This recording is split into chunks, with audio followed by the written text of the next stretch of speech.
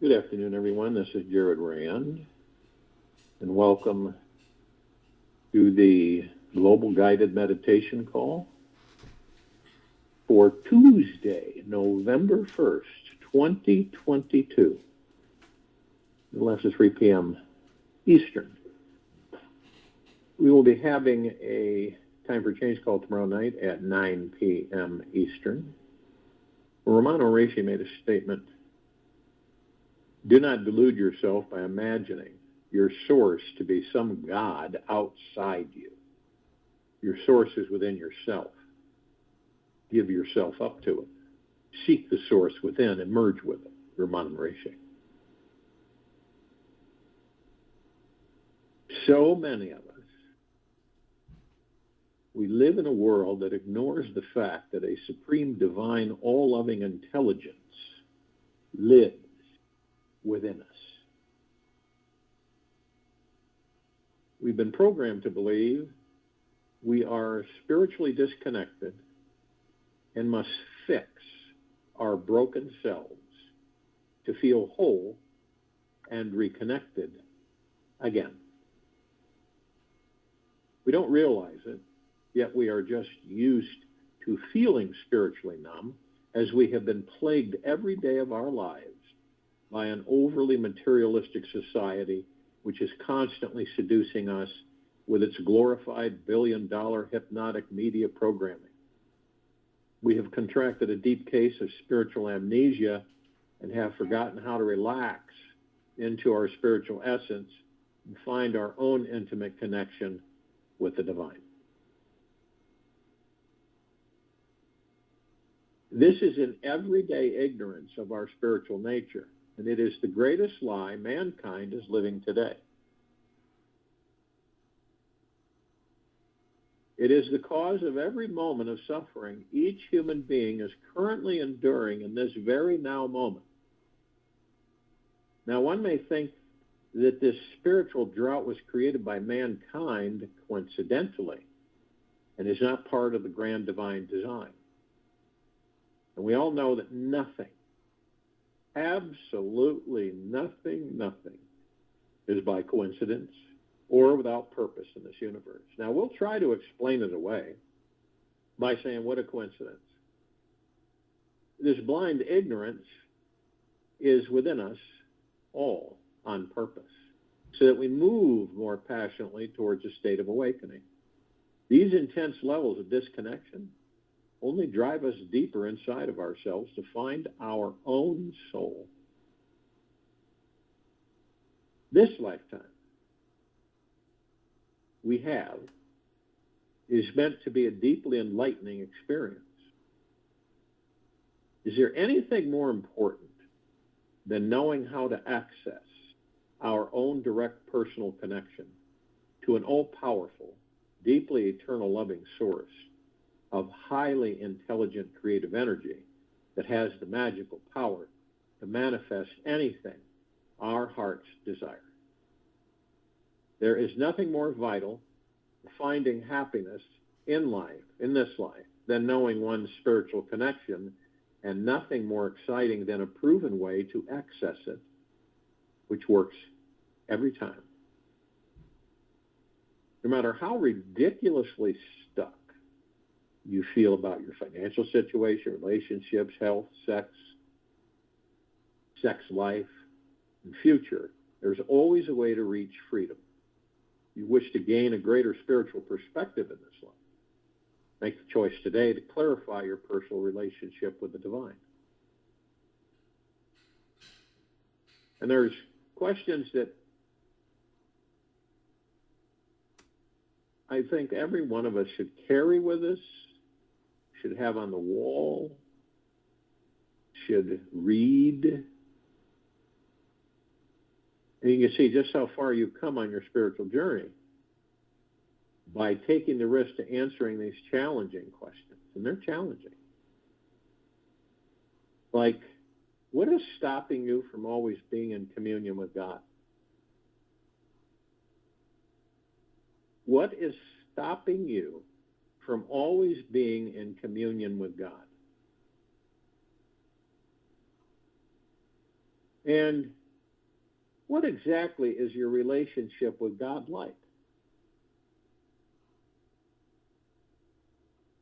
What exactly is your relationship with God like?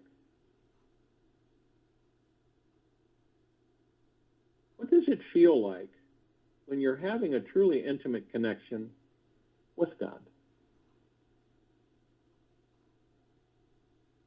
What does it feel like when you are having a truly intimate connection with God? How often do you recognize and connect with the divine aspects of yourself? How often do you recognize and connect with the divine aspects of yourself?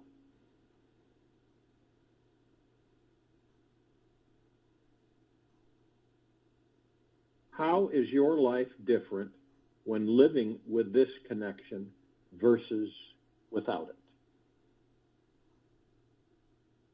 How is your life different when living with this connection versus without it?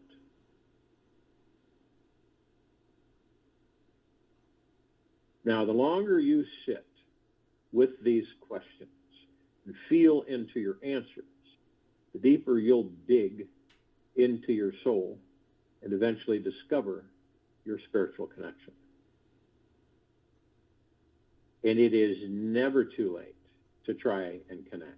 Even if you have wasted 75, 85, 95, and so on of your life, years, on gluttonous, frivolous, mindless activities, feeling perpetually lost in a superficial life, the God source is still here. The door to the divine is always open. And God is waiting for each of us to come in. When you take one step towards God, God will take 10 steps towards you.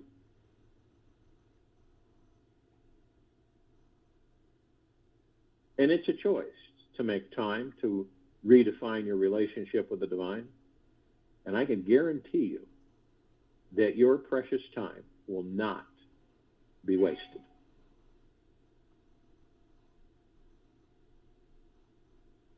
Now, when I explore my own personal connection with the divine, I always first look into my heart rather than my head. The head is so full of ideas about what God is and is not. The head misses the real experience, feeling, and quality of godliness. When the mind is quiet, still, and single, pointed into the now, we can instantly find that deeply alive spiritual feeling inside. The God source already exists within the heart and at the core of our souls. As we relax into this place, a timeless, deeply eternal loving consciousness, conscious energy sneaks into us and relaxes every cell and fiber of our very beings. I find that God, however you label it, God, higher self, spirit, soul, pure consciousness, is the most mysterious thing in this universe. Perhaps because it is the universe. God exists in everyone and everything. Yes, including those people who you think are deeply disconnected. Have you wondered, how can such an amazing presence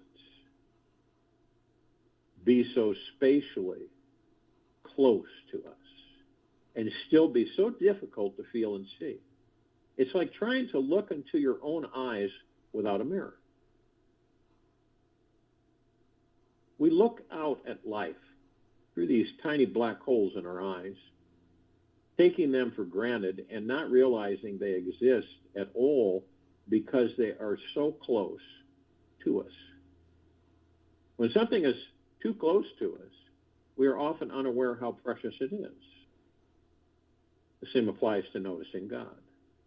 We are unaware of God until we take a step back and look deeper into our own reflection in the great mirror that is all around us.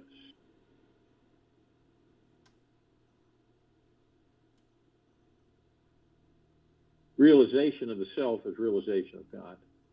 It is not an experience of God. Rather, It is an understanding that one is God. Ramon Morici.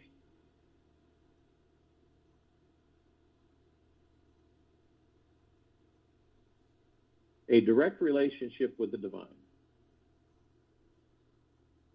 Through the years, some of us of exploration and inquiry that we find much easier to connect with God by relating to it as an isness rather than an it. You may find that God is more like a mysterious infinite energy than some fixed stagnant entity. The great isness is instantly found when we stop and feel into this eternal quality, which feels like we are always and forever here and now.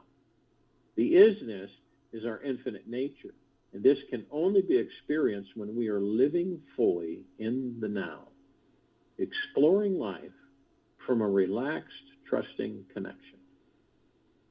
The divine isness is the most accepting, healing, forgiving energy one could imagine. The isness is the source of deep eternal love, which, when even momentarily welcome, we instantly feel the most profound ecstatic joy inside our hearts. The knowing that we are eternal supreme being moves through us throughout the day like a healing river of eternal liquid love.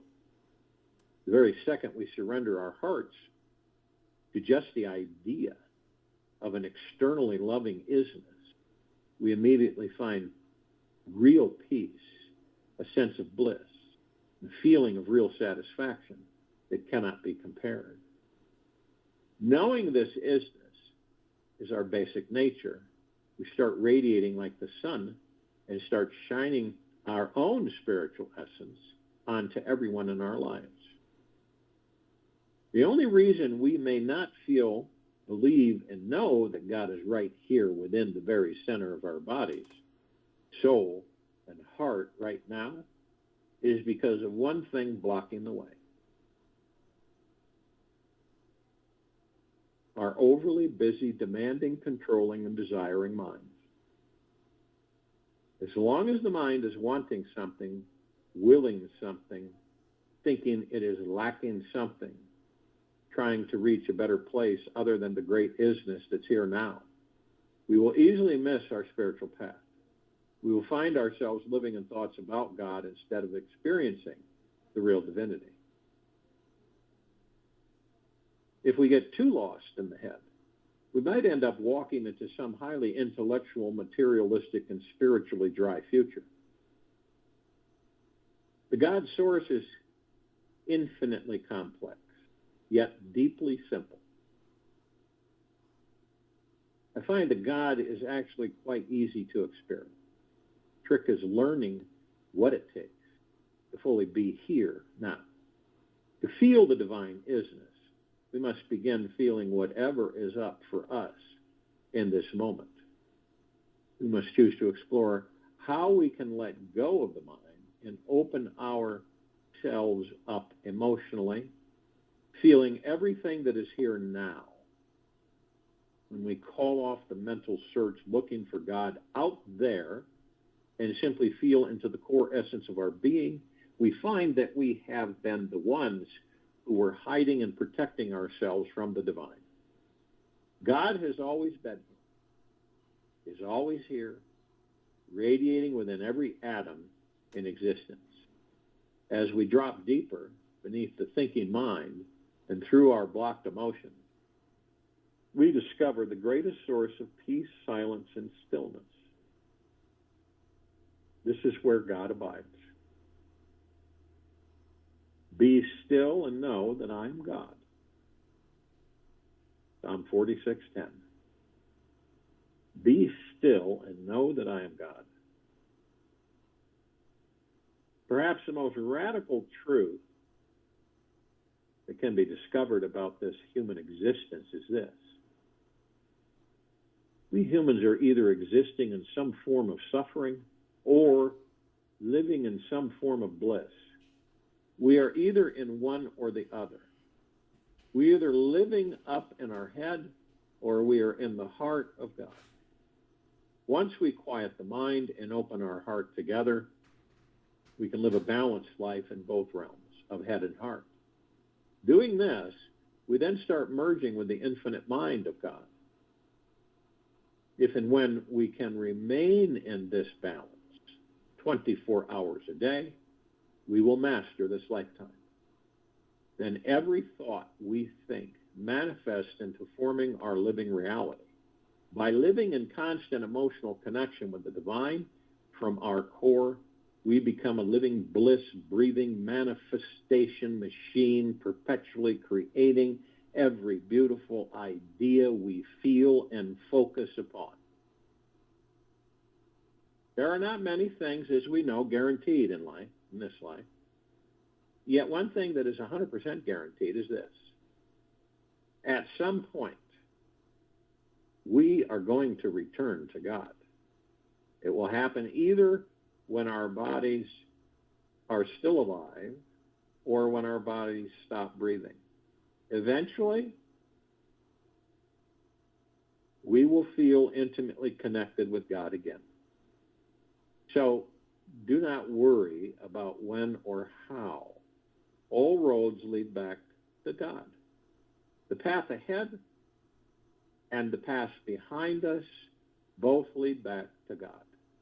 God is unavoidable because our past and future are just mental concepts which only exist within this living present moment. The mind alone is always blind to the divine. It is only with a quiet, surrendered mind that we may access an open, receptive heart which can see God in everyone and everything. The mind just doesn't want to realize how ignorant it actually is. It doesn't want to see how powerless, unfulfilled, and trapped it is, as this would cause a huge embarrassment to the ego. When we spiritually wake up, the mind realizes its petty search in the outer world to find everlasting satisfaction is spiritually fruitless. Only when the mind surrenders to God do we discover what absolute bliss feels like. Otherwise, the mind will continue to persist in its addictive habits of seeking fulfillment in the outer world. It will ignore seeing how true bliss is available here, now, as it needs to continue its addictive search for years, decades, and lifetime. The mind is always trying to get its desires met by people, food, substances, money, ideas, and is in the habit of constantly yearning for something. Yet, as we all know, once the mind gets what it wants, it's happy for a short while. Then is back on the hamster wheel again, searching for fulfillment again. The mind is deeply unaware that it can never, ever be truly satisfied. It's unaware of this. It's good to know that whatever happens in this life, there are no real mistakes. God is an infinitely positive, creative energy, and this fierce force does not know what a mistake is. Every mistake that we perceive to be a real or true is simply the mind forming another judgment. There is universal right or wrong book. There is only deeper shades of truth in which each higher layer only reveals a lighter perspective on our enlightening mission we are here to learn.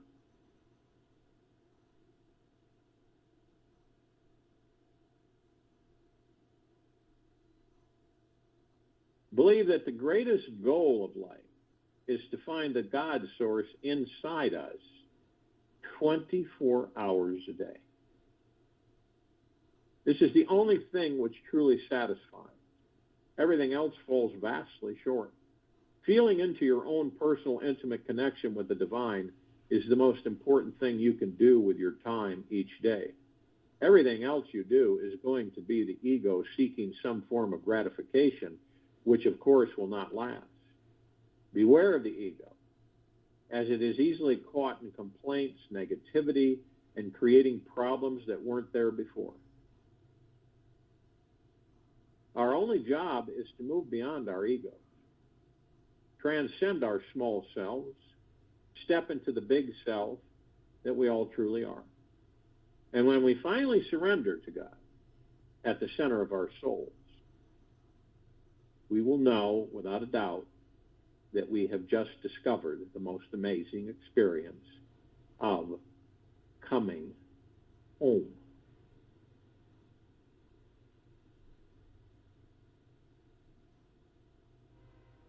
Most of us spend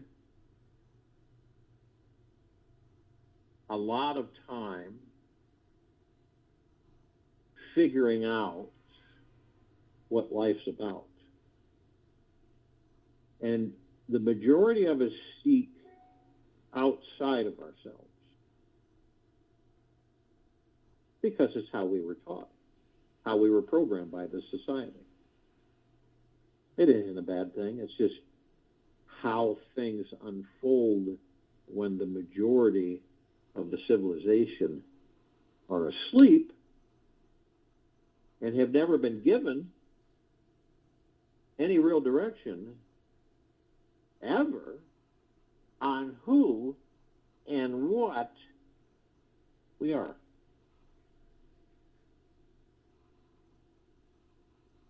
So when we start off, we're in this programmed venture, right? Or adventure. And we have these things that we experience only because they give us the opportunity to know one thing from the other. One reaches knowledge only through suffering.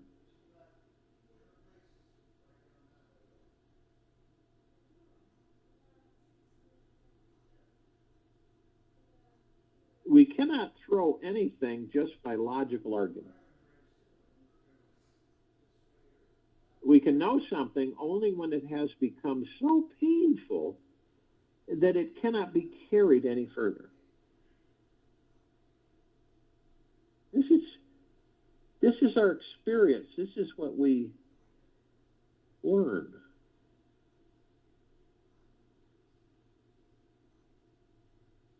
Our egos have not become that painful yet. Hence, we carry it. It is natural. Nobody can persuade you to drop it. Even if you feel persuaded, you will hide it. That's all. Nothing unripe can be thrown. Unripe fruit clings to the tree, and the tree clings to the unripe fruit. If you force it to separate, a wound is left behind. That scar will continue. The wound will always remain green, and you will always feel hurt. And remember, everything has a time to grow, to be ripe, to fall down onto the earth and dissolve. Our egos also have a time, and they need maturity. So don't be afraid of being egoists. You are otherwise, you would have disappeared long ago. This is the mechanism of this life.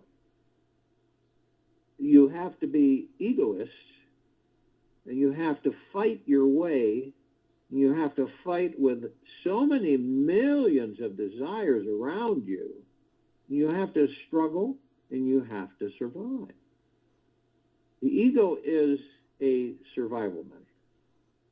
If a child is born without an ego, he will die. He cannot survive. It is impossible because if he feels hunger, he will not feel, I am hungry. he will feel there is hunger, but not related to him. The moment hunger is felt, the child feels, I am hungry. He starts crying and making an effort to be fed. Child grows through the growth of his ego. So the ego is part of natural growth, but that doesn't mean that you have to remain with it forever. It is a natural growth. And then there is a second step, when it has to be dropped. That too is natural. But the second step can be taken only when the first has come to its crescendo, its climax. When the first has reached its peak,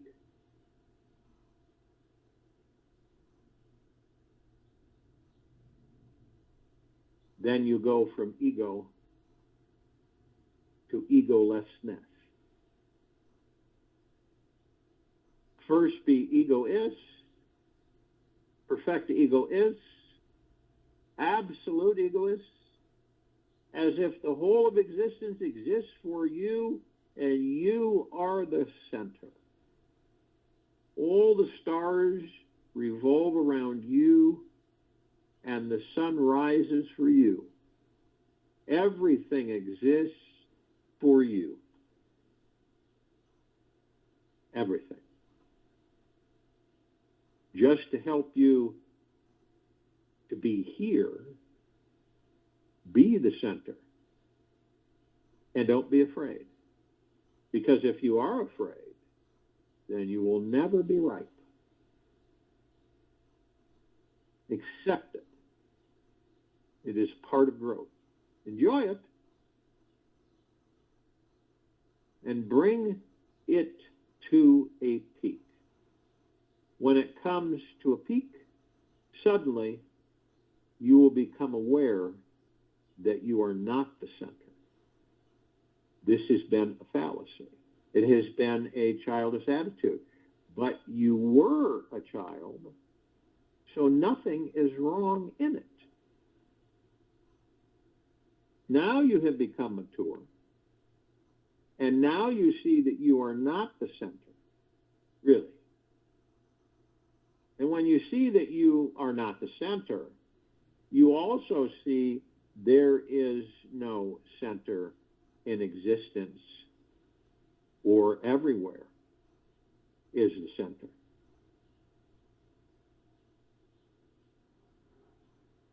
Either there is no center and existence exists as a totality, a wholeness, without any center as a control point, or every single atom is a center. The whole world is filled with centers. Every atom is a center. And there is no circumference. Centers everywhere and nowhere. A circumference. These are the two possibilities. Both mean the same. Only the wording is different and contradictory. But first, become a center. It is like this. You're in a dream, and if the dream comes to a peak, it will be broken. It always happens that whenever a dream comes to a climax, it is broken. And what is the climax of a dream? The climax of a dream is the feeling that this is real. You feel this is real. Not a dream. And you go on and on and on and on and on and on to a higher peak, and the dream becomes almost real. It can never become real. It becomes almost real.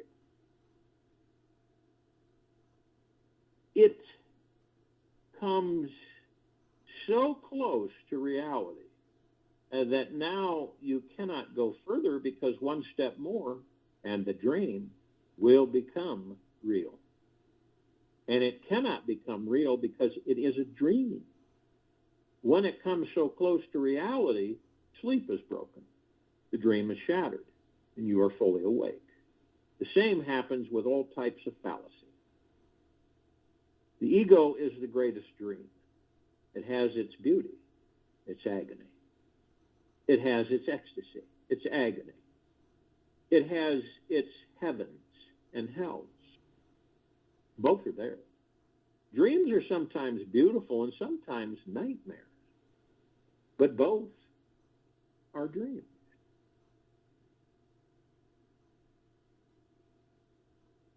So you're not being told to come out of your dream before the time has come. Never do anything before it's time. Allow things to grow. Allow things to have their time, so that everything happens naturally. The ego will drop. It can drop of its own accord also. You simply allow it to grow and help it to grow. There will be no need to drop it. This is very deep. If you drop it, the ego has remained inside. Who will drop it? If you think you will drop it, you are the ego. So whatever you drop will not be the real thing. The real thing will be preserved, and you will have thrown something else.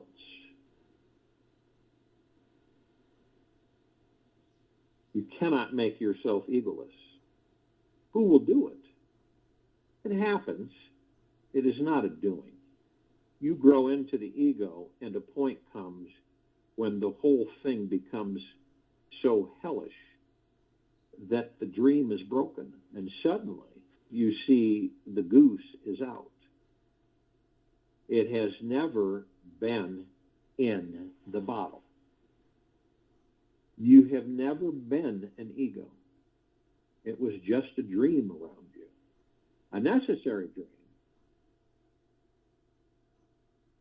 So you are not being condemned.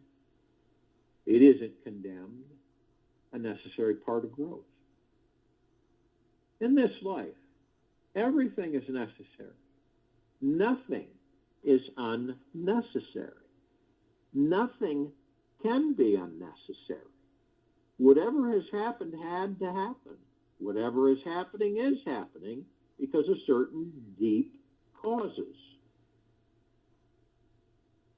We need it so we can remain in the fallacy. It is just a cocoon that helps us, protects us, helps us to survive. One need not be in the cocoon forever. When you are ready, break the cocoon and come out.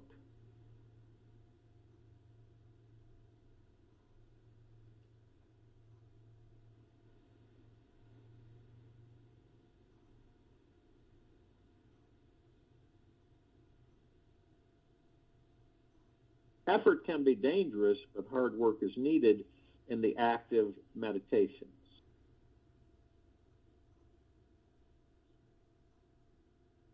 Now, to a lot of people, effort equals hard work. Is there hard work without effort? The point is delicate. Effort is always half-hearted. Effort is always partial. We are making an effort because we don't see any way we can attain the result we desire without doing it. If there was a way, we would drop the effort and jump to the conclusion. One is never totally an effort. Cannot be. Because the idea is of the future, the end result. Effort is future-oriented, result-oriented. One is doing it only for the sake of some future result, some profit, some greed, some good payoff.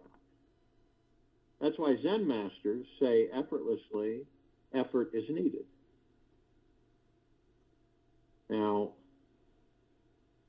what do they mean by effortless effort? They say hard work is needed, but it should not be future-oriented. You should enjoy it, not for some other goal. Even if nothing is attained through it, it is beautiful in itself. And that is the hardest thing for the human mind to do. That's why it is called hard work, because it's the hardest thing for the human mind to do. The hardest thing is to do something for its own sake, to sing a song for its own sake, to meditate for its own sake, to love for its own sake. That is the hardest thing for the human mind, because the mind is future-oriented. It says, for its own sake, then why? What is going to happen out of it? People come, people go, and they ask. We can meditate, but what will we attain? We can become sannyasins, but what are we going to gain out of it? This is what mind is, always greedy.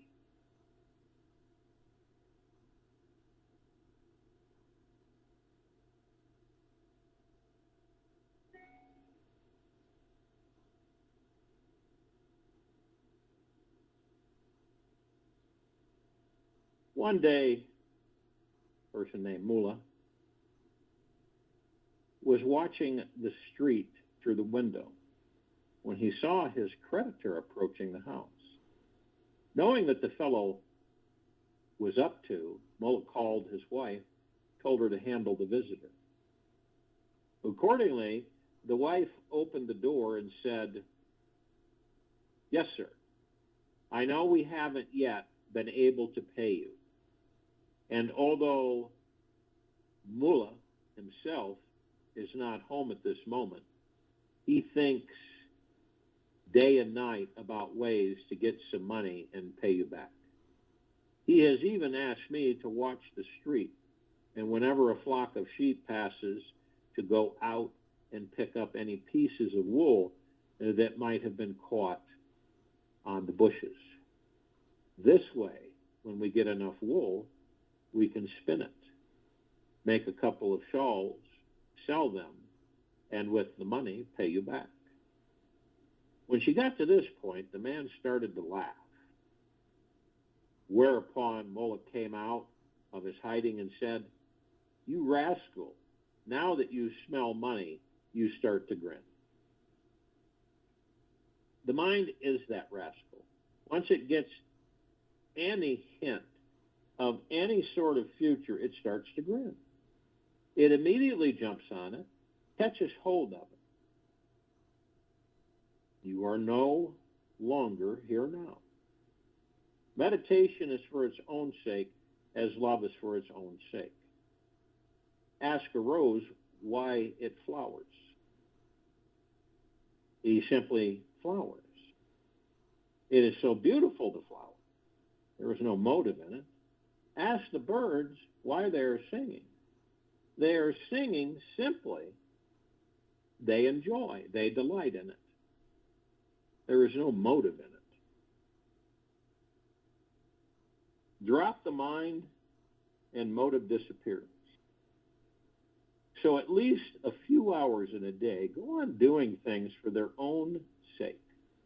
Dance, sing, play on the guitar, sit with friends, or just watch the sky. At least for a few hours. Go on devoting your time to intrinsic activities. These activities are the hard work. And I know the mind is very lazy. It likes to dream. It doesn't want to work.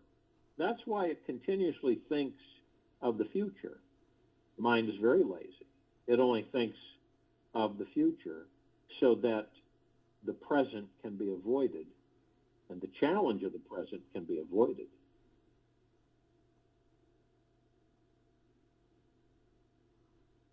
Now here's an anecdote. While walking along a creek bank, a man came across a young fellow lying lazily under a tree with a fishing line in the water, on which the cork was bobbling frantically. "Hey, you got a bite," he said.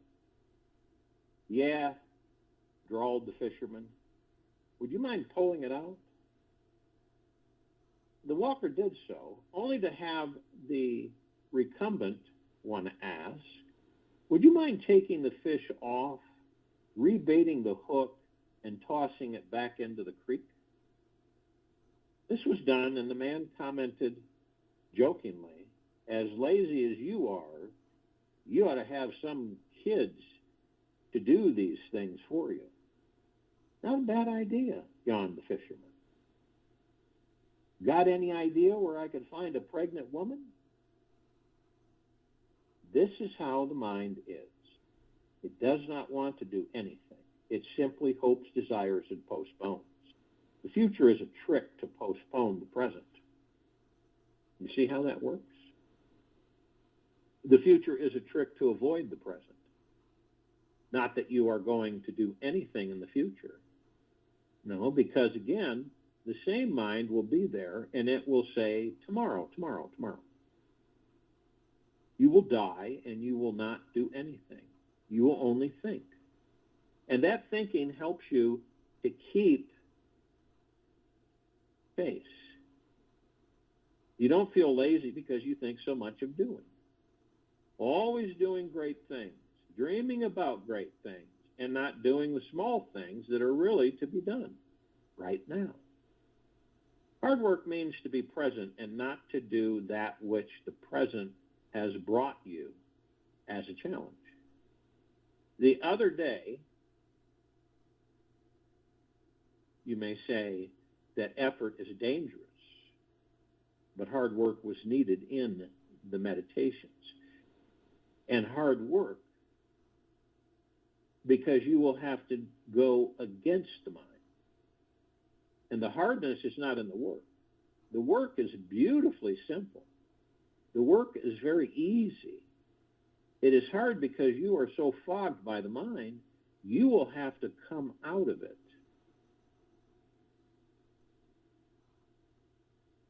Effort equals hard work. That's pretty understandable. That's why everybody is in such trouble. That's why everybody finds their own fascism, their own Nazism, their own Adolf Hitler, and so on. Everybody does. The mind is fascist, and the mind looks continuously for leaders, for somebody to lead. It was a surprise to the whole world when Germany fell into the trap of Adolf Hitler. Nobody could believe it. It was almost illogical. Such a beautiful race, with such a great tradition of learning, of learned men, of great philosophy, of Kant, Hegel, Feuerbach, Marx, such a great culture with such refined intellect, a culture of great scientists, of great musicians, of great novelists and poets, the country of the philosophers and professors. Professor has never been such a respectable word in any other country as in Germany. What happened to such an intelligent race that it fell into the hands of a stupid, almost idiot person, Adolf Hitler?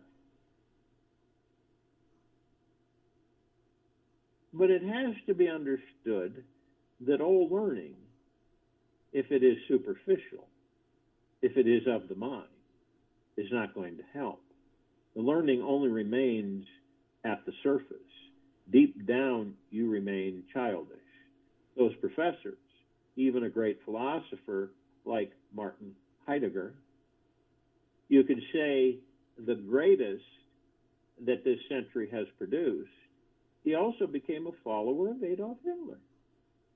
What happened to these giants following this man who was almost mad? It has to be understood that it can happen. It has always happened. These great minds are just great on the surface. Deep down, their existence is very childish. Only their intellect has grown. They have not grown. Martin Heidegger's mind is very grown up. His being is very childish. His being is childish. It is waiting for somebody to lead it. A really mature person does not throw his responsibility onto anybody else. He becomes responsible for his own being. Now this whole country of scientists, philosophers, professors, poets, giant intellectuals fell victim to a very ordinary, mediocre man. And that man ruled over it. This must help everybody to understand the foolishness of the intellect. The intellect is superficial. One should grow in being, otherwise one is always prone. One always tends to become a victim of such people. They always happen. The mind is conditioned from the outside. It can be ruled from the outside. We have to grow into no mind. Only then can we not be ruled from the outside. We choose to grow into no mind. Only then can we not be ruled from the outside.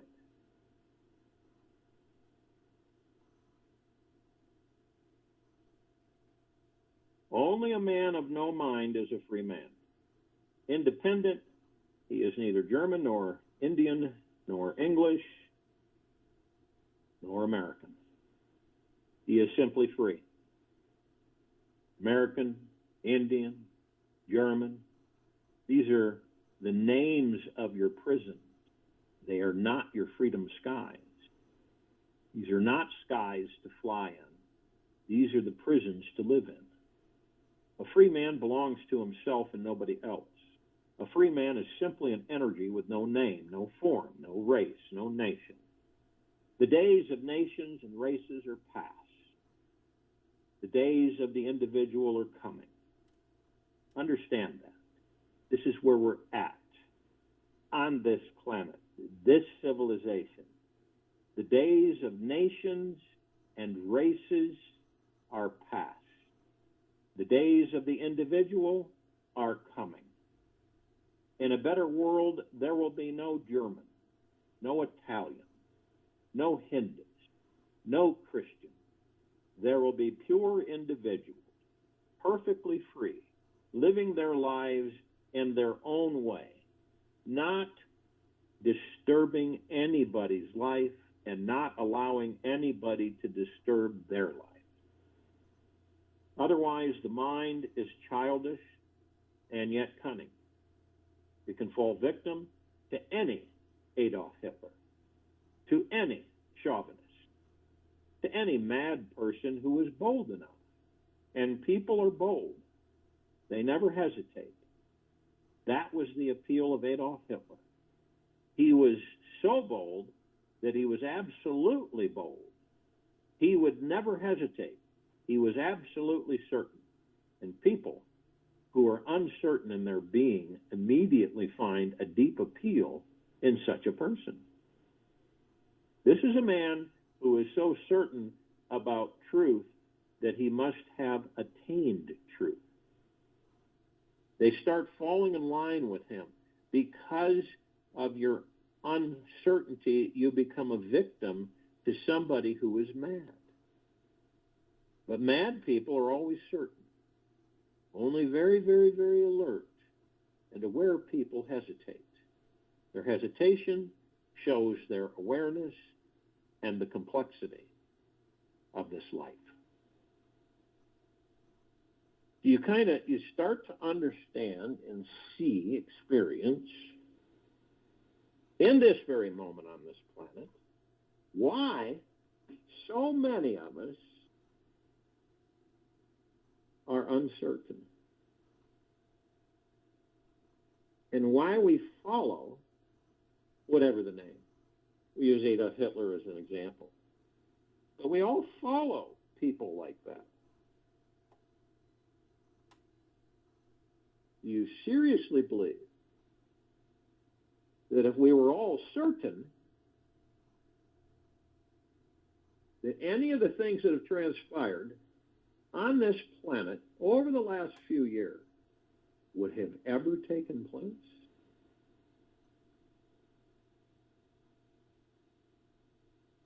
I join you in meditation, and I return to close us out.